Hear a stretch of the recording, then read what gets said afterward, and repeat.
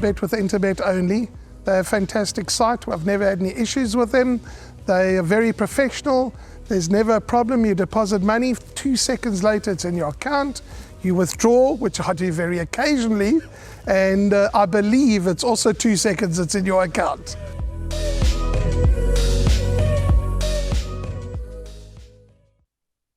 Race 3 on the card is the first leg of the Pick 6. A reminder that the place accumulator starts with race 2, the Pick 6 with race 3. This is the Independent on Saturday, personal finance maiden plate over 2,300 meters. It goes at 12:55. Before getting into the race, we can have a look at a rerun of another Candice Dawson runner. Number 4, Color Coded, when finishing third at Turfentine on the 27th of April.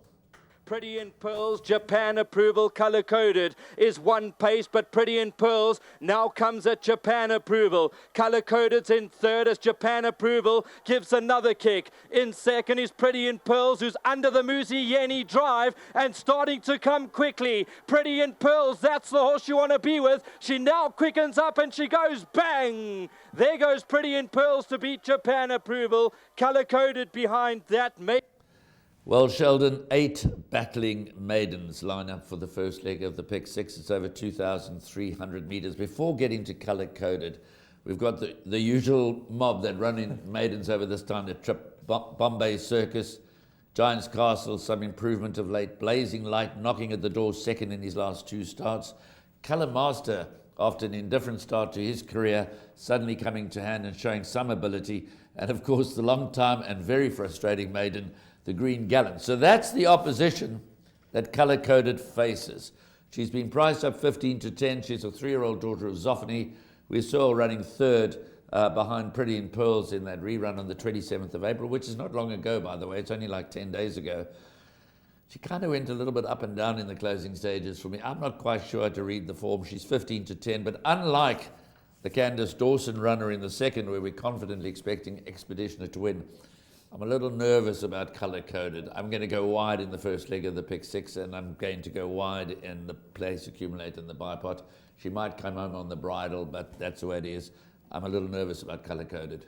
I've got to be in your camp. Obviously, the second race, they've brought out the goods there, so they should win the second race. Color Coded, there are a few question marks. Very one-paced over the 2,000-meter trip last time. Goes the extra 300 meters.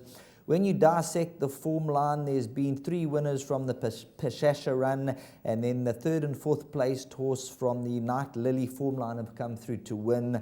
I've got my doubts over the 2,300.